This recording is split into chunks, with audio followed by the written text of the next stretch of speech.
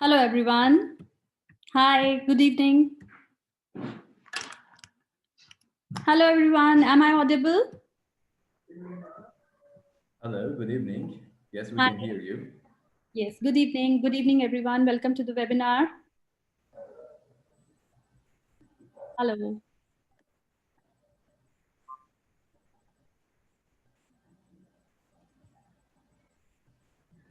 Yes, so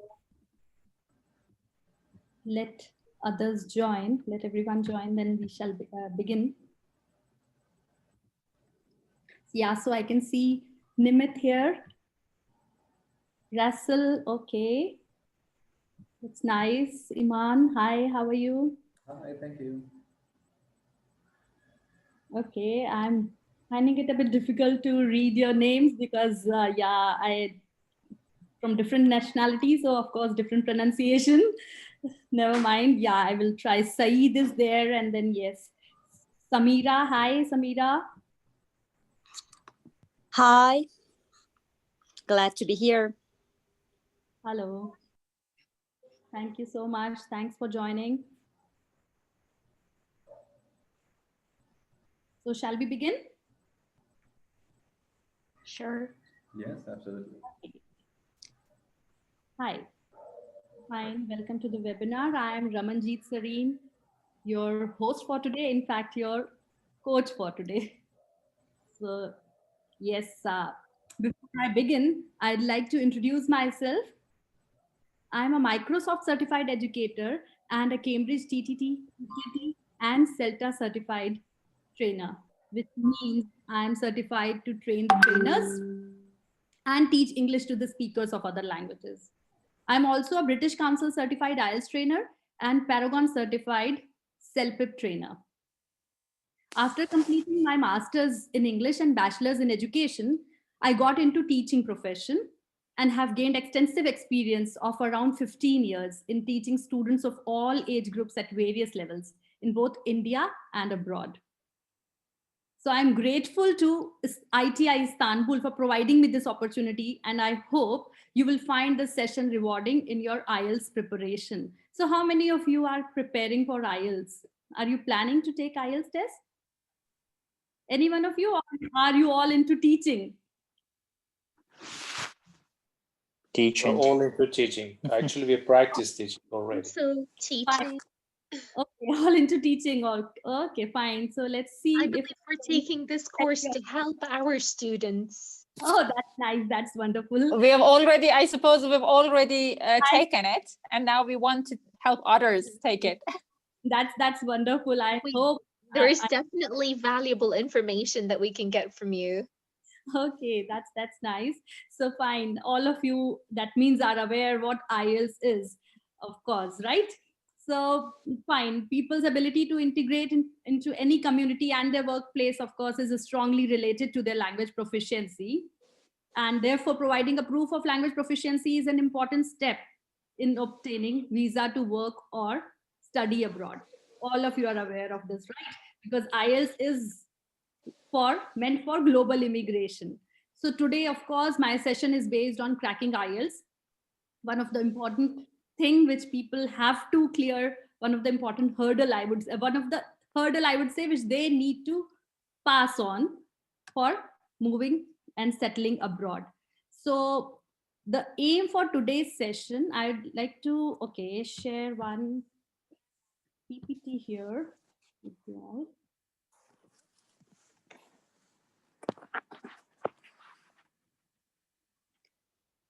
Fine. Is it visible to everyone? Okay. Fine. So in today's session, of course, I'd like to talk about, I thought there would be students, so I thought I would, help you familiarize with IELTS. But I believe everybody is aware of what the format and structure is. And we will also talk about evaluation criteria for that matter and the strategies to achieve band 7 or more, of course. To begin with, I would like to start with an interactive game. I think everybody here is aware of Kahoot. Are you all? So it will help me get an idea as to how much you know, so that I can cut down my session on the part which you are already aware of, and then I can add on something more relevant, okay, which might prove more beneficial to you. So let's start with this game. And this is your, okay, ID, game ID, and I want you all to open browser on one of your alternative device, preferably your mobile phone, and just type www.kahoot.it and enter this game pin. You can use your mobile phones as your remote control, and this is a game like fastest finger first. You will get to see the questions on the screen, and you have to use your mobile phone to click the right option. So I will share the game here, and you can log in. Your name will be visible here on the screen. Would you share the game pin from? Yes.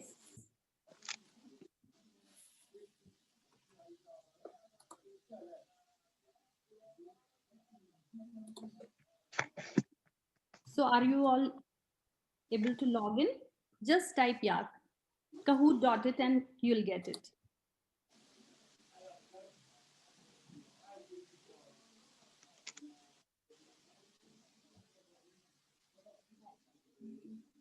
Nice. Quite many people have joined. 11 candidates. More participants required.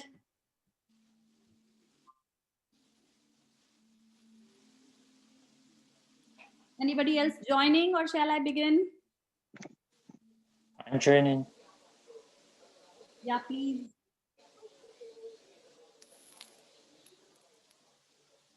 So there are 12.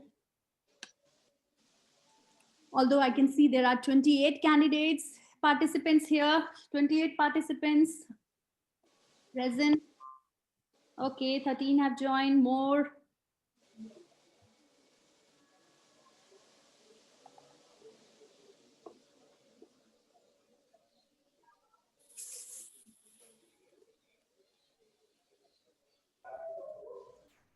Yes, anybody else joining, or shall I begin?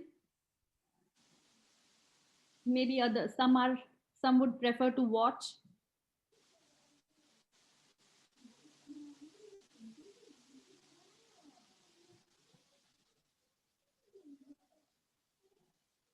Okay, 16. Yes, come on.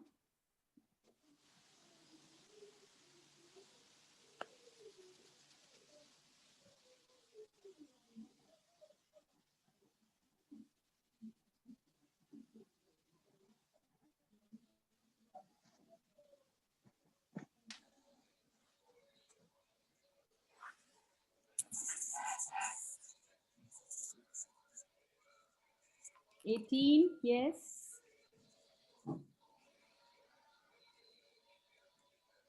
So if you all are into teaching, I'm pretty sure you all know the answers. You all must have been teaching this to your candidates. So it's good for me that I would jump on to something more relevant after this, if I know that, yes, format and structure need not to be picked up. So these questions are basically on format and structure, and then we will move on to further things which I can pick up later. Okay, so 19 candidates have joined, 19 participants.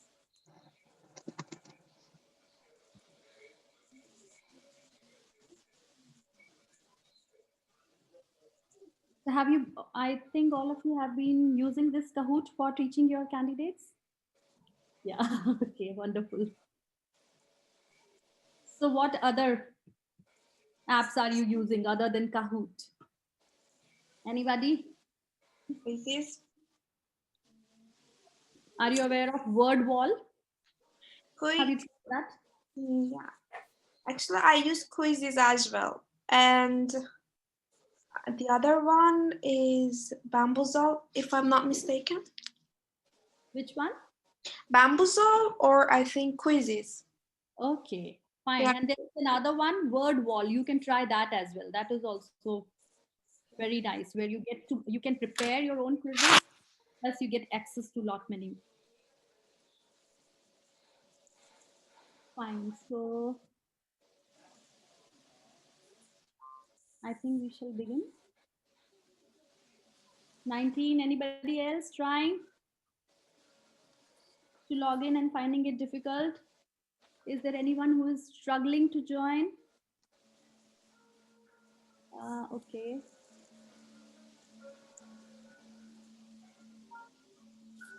Okay, somebody bad connection.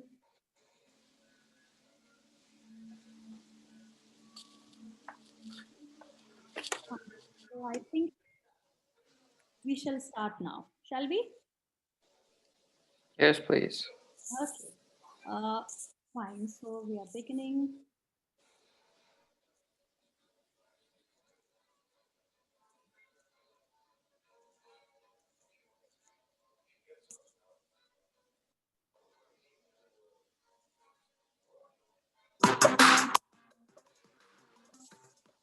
Ready? How many sections does the IELTS part?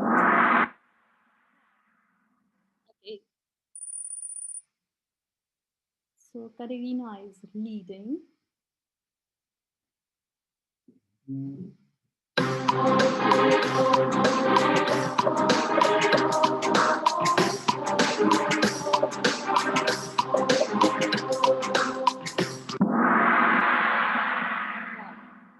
Nine. One still correct. Okay. Where is Karina? How long does this thing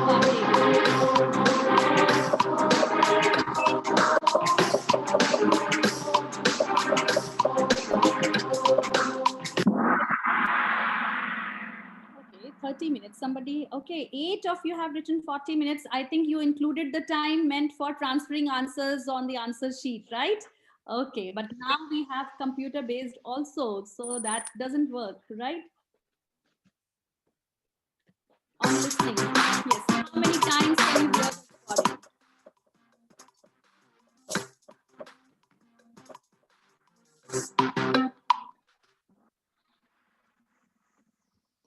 Okay, somebody has written 2 as well. Fine.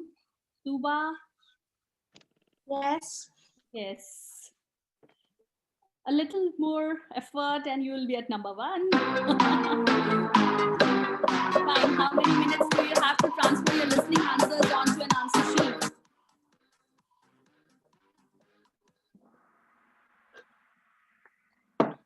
Yes, 10 minutes. Not 5 minutes. It's either 2 minutes, okay, you get extra 2 minutes in computer delivered test, or if you are taking paper based test, then you get 10 minutes to transfer the answers onto the answer sheet. Okay. Mark 2 examples of audio. Listen on the listening part.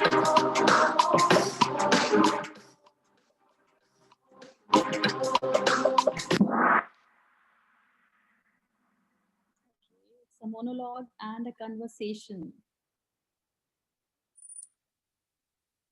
We will see the scores. Reading part have. Easy.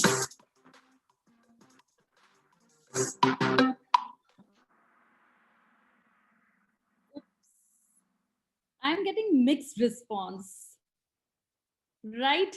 There are some, I think, who are new to IELTS, that means, right? Okay, never mind. So there are 3 sections, of course, both in academic and in general. We'll talk about this. How many questions does the reading part have?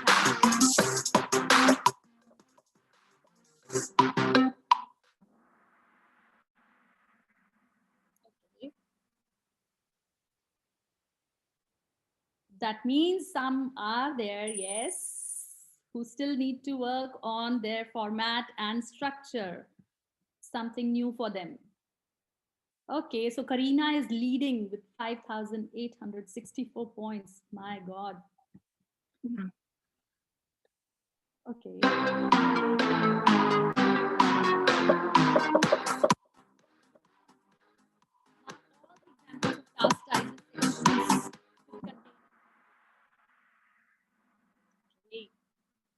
So you don't get to express your opinion in reading task. And rest 3, of course, are objective type questions. Okay. Iman, wow, new name emerged here. How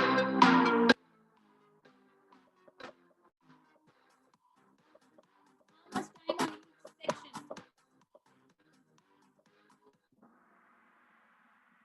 Yes, 20 minutes.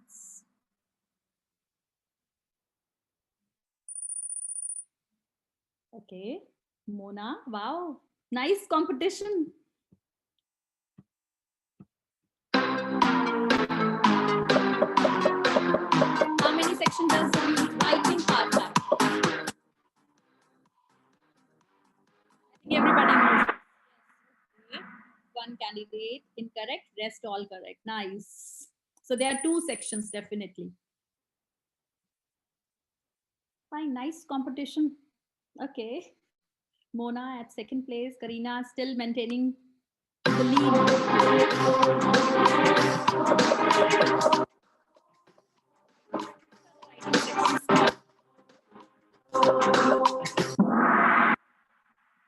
are called tasks, not compositions. Task 1 and task 2. Oh, so where is Karina? Straight away with 1 incorrect answer, I believe. Oh my God. And Mona is leading now. Let's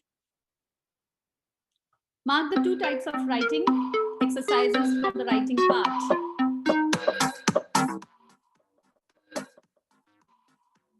2 types of exercises.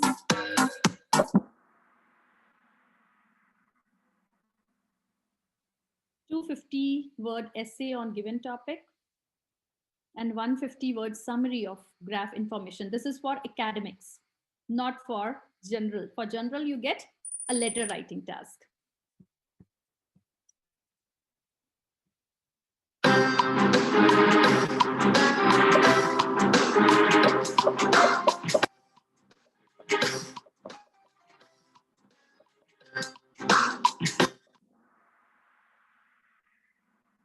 Possible aspects assessed on the writing task: vocabulary, coherence, grammar.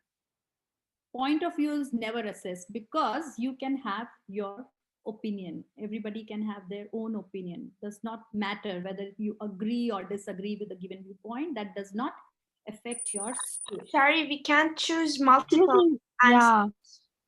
We can't choose multiple answers, just we can choose one of the correct ones. Oh, okay. Fine. Maybe some problem. Right. Okay. Samira. Okay, Samira is now leading. Mona, second place. Come on, let's see quickly. It's already 5 questions left. How long does the speaking part take?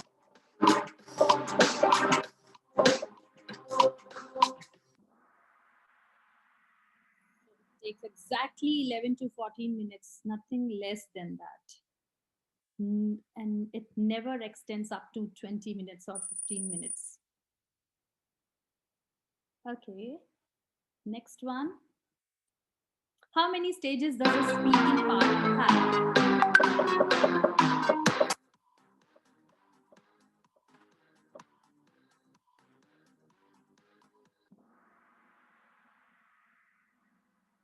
Okay, correct 3. Somebody has written 2. No, there are 3 sections. One is introductory round, the other one cue card, and then the discussion round. 3 sections are there. How many examiners are in the speaking part?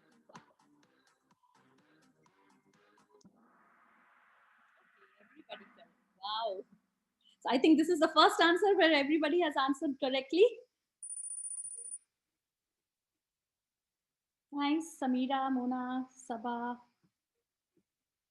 Okay. Speaking part 2, how many minutes do you have to prepare? And how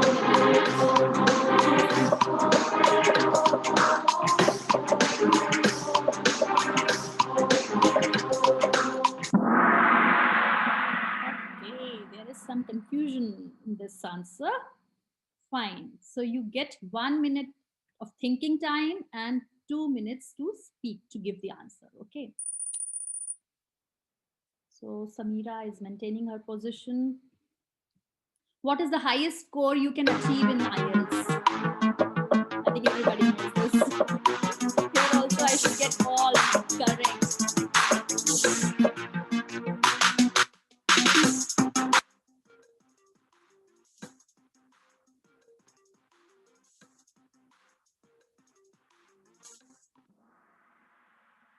Okay, so 13 correct answers and 2 have written 100, 1 has written, okay, 10. So that's incorrect. That means there are some candidates who are still new to this field, right?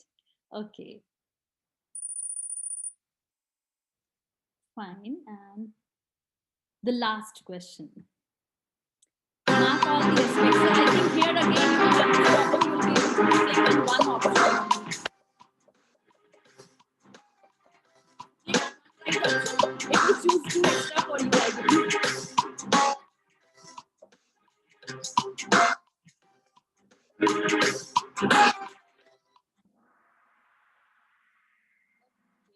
So 11 correct answers and true right answer is fluency and pronunciation. You don't have to speak very fast or very slow. They don't judge you on your pace at what you speak. Okay. And how can, while speaking, they check your punctuation marks? Your voice modulation is enough. The pauses which you take, right, while speaking, so they are important. So let's see. Let's find the winner. Who are the winners? Okay, third place, Sabha. Congratulations, Sabha. And Mona at second place. First place. Yay! Congratulations, Mona, Sabha. Congratulations for being the winners. So, how did you feel being students? So excited. Okay, so thank you so much for participating, and let me get back to.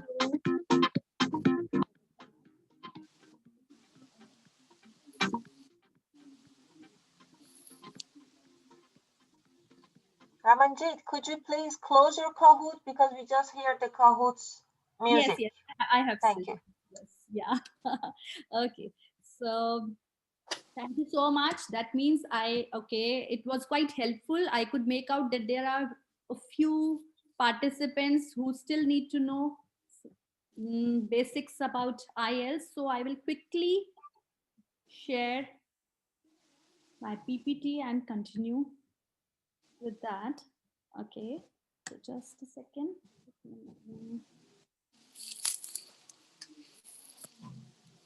So we will talk about what IELTS exactly is. I think you can participate. Yes, so those who are, for the newcomers, IELTS is, of course, English language proficiency test, which is helpful, which comes handy, which is requirement, which is, okay, a requirement to move abroad. That means it's required for global immigration, and it checks your proficiency in English as to how well you can communicate and comprehend in English. Okay, that is what. So that when you are there in a foreign country where English is the native language, you can communicate with people properly. So this is a test which you need to clear, and different organizations have different requirement, different countries have different requirement. So there is nothing pass or fail as such. And when I talk about different requirement, different purposes, people take it for different purposes. So those who want to study abroad, they need to take IELTS academic, and those who want to pursue those who want to study abroad, yes, they need to take IELTS academic, and those who want to settle abroad, they want to work in foreign countries, they need to take general IELTS. Okay, so these are the 2 modules which are taken by the candidates. And if I talk about what does this test do, what does it check? So of course it checks your receptive and productive skills. So what are your receptive and productive skills? If we talk about receptive skills, something which you receive. And what do you receive? What do you receive? You receive, Listening and reading. yes, listening and reading are your receptive skills when you are provided with information and they check your understanding about that information, how you can comprehend that. So that means listening and reading are your comprehension skills, your receptive skills, and your productive skills are your writing and speaking. So when we talk about writing and speaking, what do you have to do? You have to produce, right? You should be able to express your thoughts and ideas in words. That's what the requirement is, how well you can communicate in written and oral form. That's what this checks. And if I talk about, so these are the acad and both these receptive and productive skills, what do they actually test? These four skills. That means you are tested on your reading, writing, listening, and speaking. Four skills you are tested on. And this test can be taken in two modes now: paper based or computer delivered. So there are, if we talk about paper based test, it happens in most of like it is almost the same, evaluation criteria is same, but some differences are there as to you get result after 13 days, you are provided hard copies to submit your answers, and what else, what else, anybody here, is there any other? Handwriting, spelling, but when it comes to computer, so you will type your writing. Right? Yes, so that means you need not to worry about your handwriting if you are taking computer-based test, computer-delivered exam, right? You need to have good typing speed. That's it. That's the difference. Over there, you need not to copy your answers on the paper. And okay, and computer-delivered test, you get results faster than paper-based test. You get the result within 3 to 5 working days. So anyhow, nowadays in India, we suggest everyone to go for computer delivered tests because due to pandemic, you see paper based exams were getting cancelled again and again. So most of the candidates have started opting for computer delivered tests, and they are really finding it helpful and easier than paper based tests. So this is one thing. Okay, if I talk about the test results remain valid for 2 years only, because if you do not use the language, you lose proficiency on it. And you are tested on a 9-band scale. 9 is the highest band. This, though, for those who okay just messed up in this the quiz where they answered 10 or 100, no, it's 9-band scale is the highest band which you can receive, okay, if you are an expert user. However, most of the time you are required to present 7 band at least, okay, if you are planning to migrate abroad, then you are required to get at least 7 bands. That's the minimum requirement. And if I talk about the format and the structure, then of course, listening and speaking task remains the same in both academic and general modules. Whether you take academic or general IELTS, listening and speaking remains the same. So in listening task, there are 4 recordings which are played one after the other. And these recordings are played within 30 minutes. You are provided headphones, you are provided a question paper. You cannot pause, rewind, or stop the recording anyhow. It is played once only, and you have to answer 40 questions. These questions, the question paper is in the same order. Like you will get to hear the recording and simultaneously you have to write the answer on the question paper. Then you are provided an answer sheet as well, on which you can transfer the answers once you are done with the recording. So the recording, if I talk about, first section is a monologue where one person first section is a general conversation, a simple conversation among between two people, maybe someone inquiring about uh, uh, taking an appointment with the doctor. Okay, so simple conversation, general everyday conversation is there between two people, and the pace is slow. It's simple, easy going. And the second section, if I talk about, it's a monologue where you one person is speaking and providing information about something. Most of the time, it's a map. And then there is third section, which is conversation among 3 to 4 people. Most of the time, they are university students talking about a research. And then comes the fourth section, which is again a monologue. Most often by a professor, a Sorry to university interrupt professor. you. Yeah. We have to finish by 6:55 because there's another webinar. I sent everyone to breakout room to tell Oh, you okay, this. fine. I will pick Yeah, get pick everyone it. back to Okay, main okay, session. Sorry. fine, sure. Okay, so if I talk about the structure, okay, this. Wait, just a second. Yeah.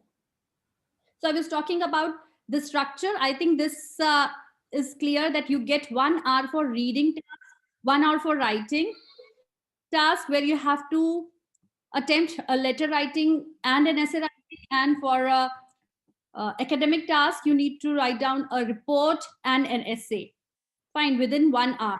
And for speaking task, as we already discussed, it is about 11 to 14 minutes. There are 3 sections with the examiner. It's a face-to-face interaction with the examiner.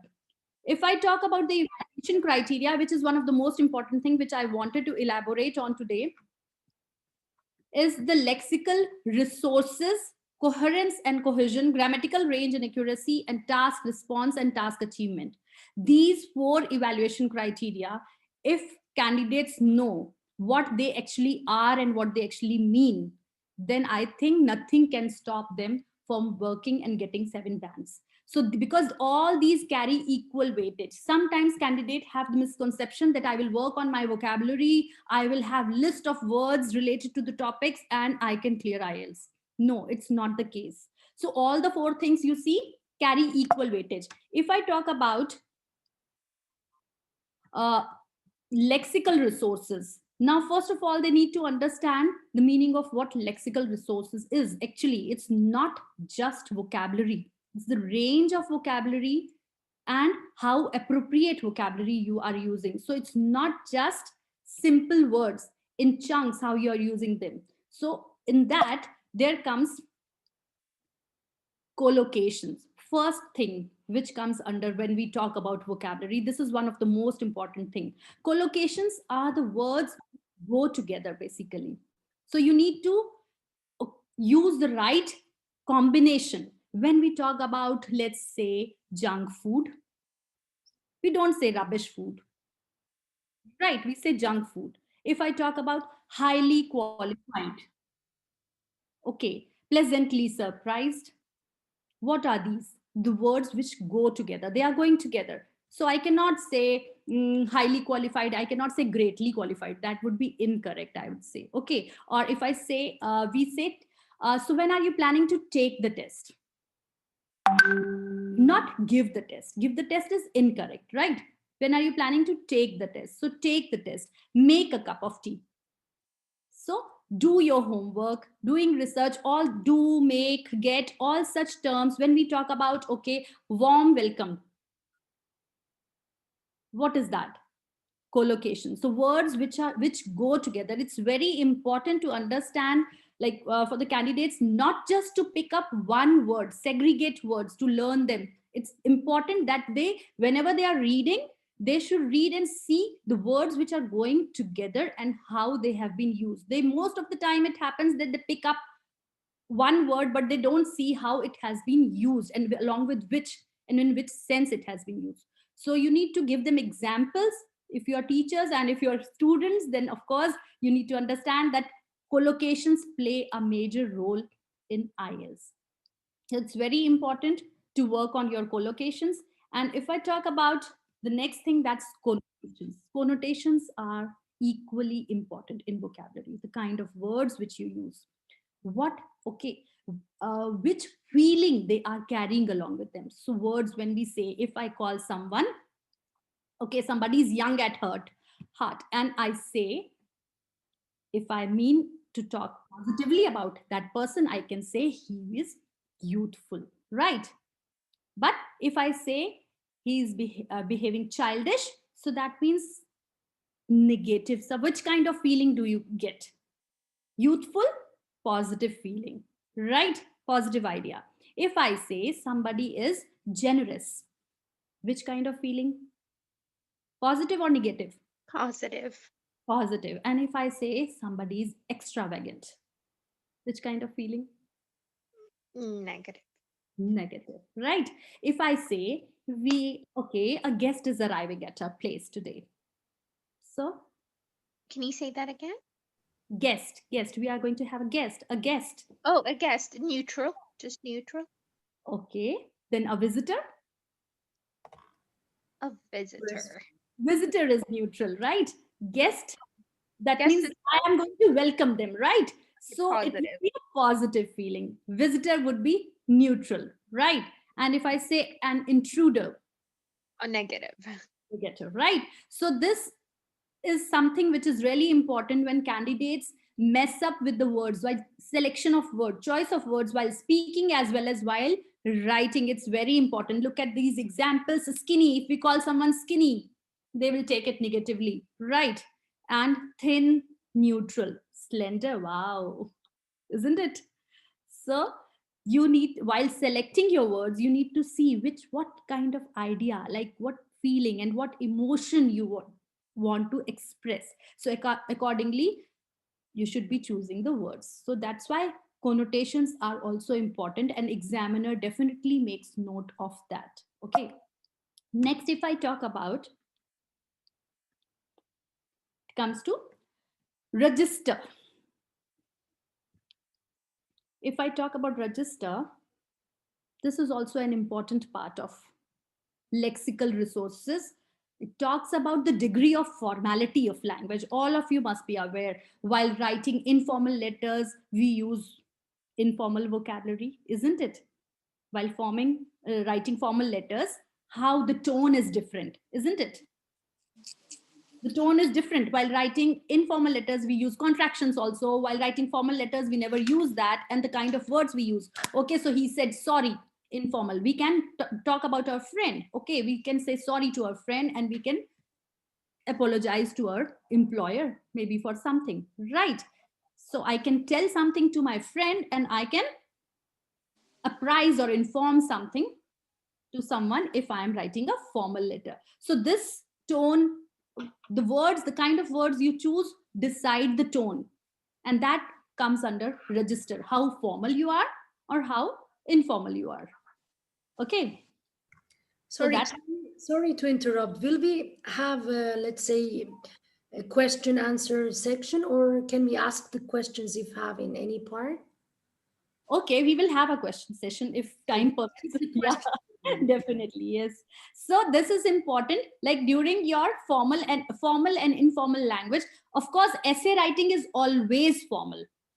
So candidates should not write any informal words in their essay writing. But if they are writing a letter, it depends to whom they are writing, who is the recipient. So if the recipient is, let's say, somebody at higher authority, then we expect a formal letter. Whereas if if a recipient is, let's say, a family member, friend, or a relative, then we write informal letters. Otherwise, yes, semi-formal letters are also there. When we write to colleagues or neighbors, then it could be semi-formal. So depending upon the authority the person is, or the relationship which we share with the person, we will decide the tone, and accordingly we will choose the words. Okay. So uh, I've seen candidates writing a lot of, many times in their essay writing, a lot of. So that's informal basically. So we can suggest them other words like many, numerous, multiple, different words are there. Okay, so depending on the situation, we can tell them which word would fit in. Of course, they need to work on their synonyms, and that comes synonyms and antonyms. They are definitely an important part of IELTS because they help you paraphrase your question, and of course throughout it's paraphrasing. Synonyms, if you know, then reading becomes easier, because you see, paraphrasing is throughout there in all the four skills. Whether we talk about reading, listening, writing, or speaking, you need to paraphrase everywhere, right? So for paraphrasing, of course, you need to have right vocabulary, and for having right vocabulary, of course, you need to know a lot of synonyms. But we need to tell the candidates that synonyms are not the 100% replacement of the words. They are similar words, not the same. Depending on the context, we should choose the right words. So here, if I talk about our goal, target, objective is to reduce debts to a minimum, then how? Okay, so reduce, here goal could be target, could be replaced with objective also.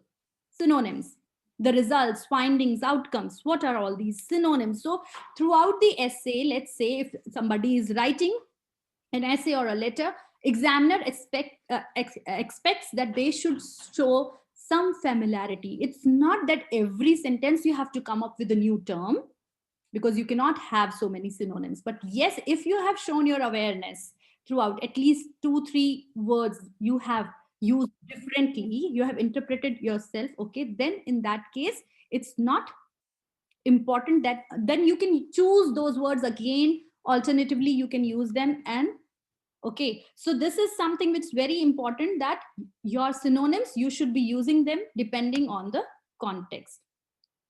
And when I say synonyms, then comes referencing and substitution also. So what is referencing and what is substitution? Referencing is when we refer back to things we already said without repeating. So when that happens, let's say if I am talking to one of you, what will I do? When I start talking, I will initially call your name, right? And then later on, I will start using you. If I'm talking about somebody else, I might start with name and then I will start using he or she for that person. Will I keep on repeating the name again and again? No. So what am I doing? When I'm using pronouns, I am basically referring back. So noun has already preceded, and now I am following using pronoun. And this is what is referencing. And substitution is, of course, using synonyms. So if you look at this example, this answer, how we can avoid repetition. Imposing a further tax on people with cars is one way to reduce the use of private cars. This simple measure could encourage people. You see how many times people has come to consider taking public transport to work more often and perhaps view their car as for special occasions only. The increased revenue from this could go hand in hand with subsidized fares to benefit all people. So now people, repetition. What we have to use here? Substitution. So instead of people, car owners, because this topic, so depending on the topic, we will change the terms. So if people is one such term which is used repeatedly in all the essays, so students should know, candidates should know that they have to replace the word depending on the context, depending on the topic. It could be, let's say it's related to shopping, it could be consumers, buyers, producers, okay, manufacturers. So depending on the topic, they need to replace the word people and individuals. Here, car owners, drivers, commuters. So it could be based on the topic, what they are using, they can use substitution. And when it comes to referencing, so look at this. Archaeologists, for example, help us to learn. So how many times archaeologist has been used? Help us to learn about the past. Archaeologists look for evidence in artifacts like pots and jewelry. Pots and jewelry reveal a lot of information. So there is repetition. And I can avoid that repetition by using pronouns. So look at the bottom, this paragraph here. Archaeologists, for example, help us to learn about the past. They look for evidences. So instead of repeating, archaeologists look for evidence, it's replaced with pronoun. They look for evidence in artifacts like pots and jewelry. And then these reveal. So these is referring here to? These is referring to? These reveal a lot of information. What reveals lot of information? Artifacts. Pots and jewelry. Because for pots and Okay, jewelry, yeah, reveal yeah, a lot of that's right. information. So we use these for that, right? Yeah, These yeah, reveal yeah. a lot of information about our ancestors. This Mhm. is very useful. So what is useful? Information is useful. So using pronouns rightly is referencing back. When you use nouns, okay, in the first part, and then you refer to them again using pronouns. So this substitution and referencing is very important, and it comes handy while paraphrasing and of course during body paragraphs when you don't want to repeat the words. Next comes, of course, coherence and cohesive or cohesion. And when we talk about coherence, what does that mean? That means organization of ideas, right? How well your essay is flowing in the right direction. So how well you have organized the ideas, coherence and cohesion, how well connected those ideas are, cohesion. Fine. So for connecting the ideas, we need to use cohesive devices, and for coherence purpose, so you need to organize your ideas, you need to plan your ideas, use PAR technique. That means plan and organize your ideas, P and O, PAR technique. I think you are aware of that. If not, okay, then POWER, where P represents planning, O represents organization of ideas. So you need to spend at least 8 to 10 minutes of time before you start writing your essay. Plan and organize your ideas. Because if you don't do that, that means your ideas will go haywire. You might land up writing something haphazardly, and this won't be systematic at all. It won't impress the examiner.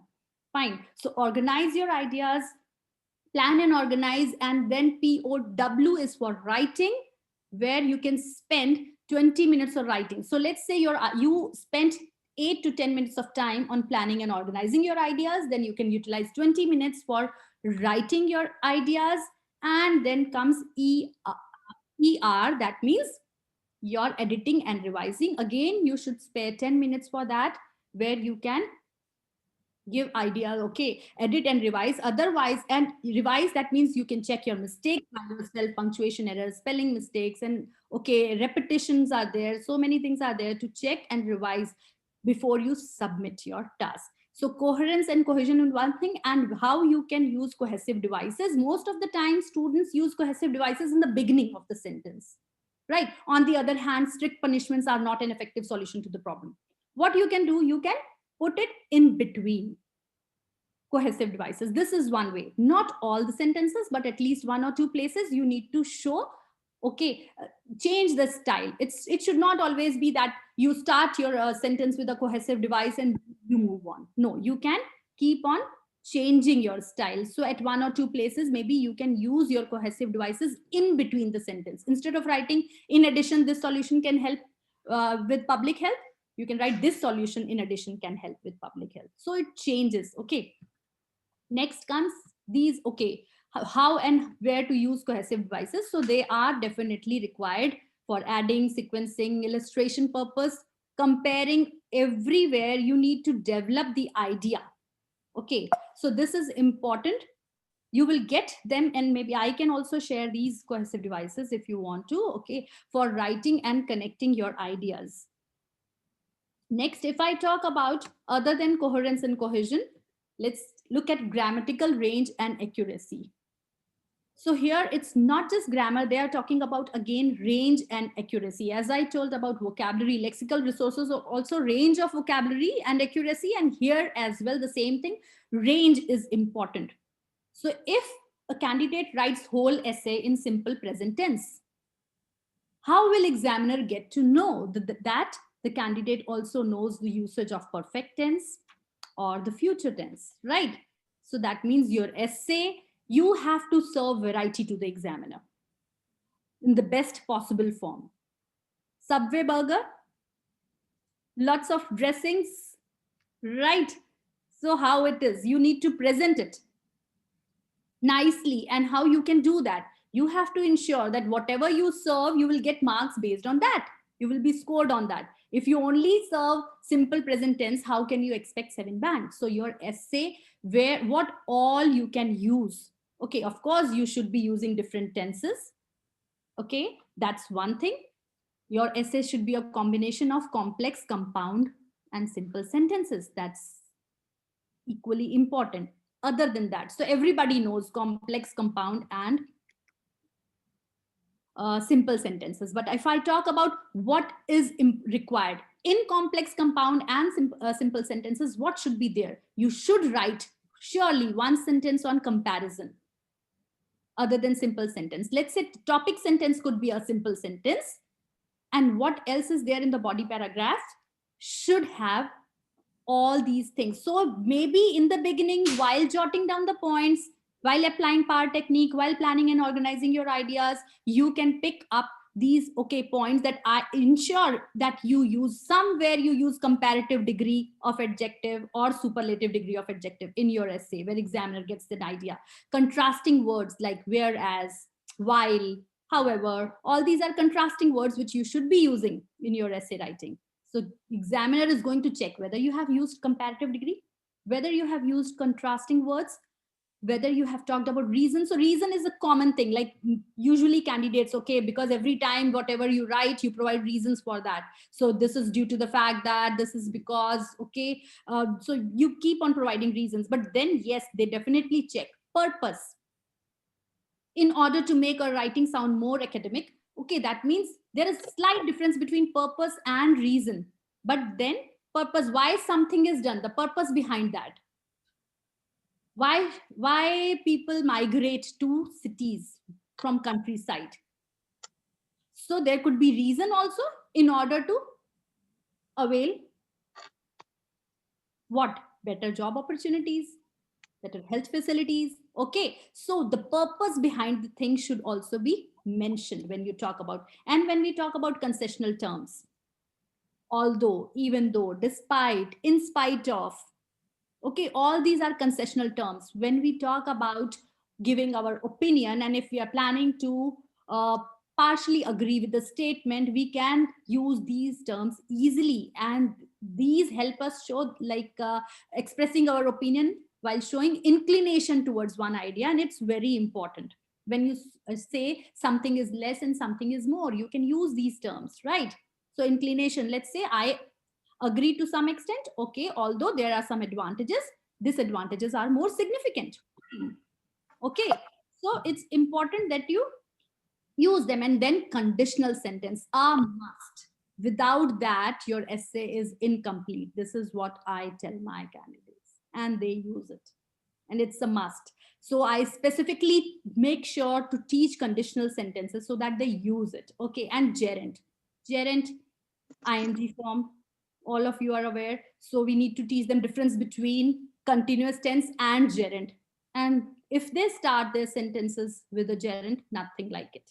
So you need to ensure that in their essay, while checking their essays, if your teachers, make sure that candidates are using all these structures at somewhere or the other. Time phrases, whenever, as soon as. So these are important. They should be able to express themselves. I'm going very fast because we have time constraint. So emphasis is one more thing, what you really need to do. Relative pronouns, I think everybody knows usage of them. Who, which, maybe the girl who's standing there is my daughter. So who is the word which is expressing relative pronouns, all of you should know. And then modal verbs are must while giving suggestions, or while talking about possibility. Modal verbs are a must: can, could, shall, should, would, talking in terms of would. So all this is very important. Last is passive tense. Passive tense is when we use, that means we are talking in terms of formal. And while talking about task response, so that was all about grammatical range and accuracy, and task response, task achievement. Of course, you all are aware of the word limit that we need to follow. Our essay or letter can exceed 10 to 15%. It's fine, and it should actually. Not a single word less than that. Let's say the word limit is 250, then students should not be writing anything less than that. And if we talk about opinion, we don't have to be ambiguous. We need to represent clear opinion. We cannot sit on the fence and simply say that I agree as well as disagree. No, I can say both are equally important and have unique significance. That is fine. But if I say I agree as well as disagree, no, that means I'm not clear. I'm showing confused state of mind. So whether you agree or disagree, that does not matter at all. Your opinion does not matter as far as you are justifying your ideas. So whatever opinion you give, you form, you need to simply justify that. And if I talk about understanding the questions, so it's very important to understand what is the background information and specific questions. Sometimes candidates confuse background information with the viewpoint and they start giving their opinion on that. Now, overpopulation of urban areas has led to numerous problems. We don't have to talk about the reasons of overpopulation. We have to talk about the problems associated with overpopulation, because candidates sometimes confuse between reasons and problems. So that clarity has to be provided. If we talk about overpopulation reason, then of course they are getting better job opportunities. That's why they are okay. Coming to, okay, sorry. Sorry. Yeah. So if we talk about reasons for overpopulation, then definitely it will be better job opportunities, better health facilities, and all those we will be talking about. But then if we talk about problems associated, it could be traffic congestion, it could be pollution, it could be accommodation problems. So we have to talk about the problems, not the reasons. This is one thing which candidates need to understand. And then if I talk about attending a live performance is more enjoyable than watching the same event on television. Now, this is not the background information, because they are asking your opinion on this, the specific question. So attending here, some people, they have not written, but they actually mean that some people say that attending a live performance. When some people say is written, candidates easily understand that they have to give their opinion on that. But here, sometimes they get confused and they don't talk about it. So similarly here, if I talk about the questions, some questions have background information along with the viewpoint, whereas others do not. They need to learn to differentiate between background information, viewpoint, and specific question. That this is something very important, where they don't distinguish and they start giving their opinion on the background information. Like, look at the second question here. In future, it may be scientifically possible for people to live for 150 years. Now, if I start arguing this, no, this is not possible. In my opinion, it is not possible for people to live for 150 years. So that's not the question's requirement, right? So that would be something misinterpretation. So this is what all you need to be careful with. And yes, I'll move on to some of the resources here which can help you. So word hippo, if you are aware of, where you can look for synonyms.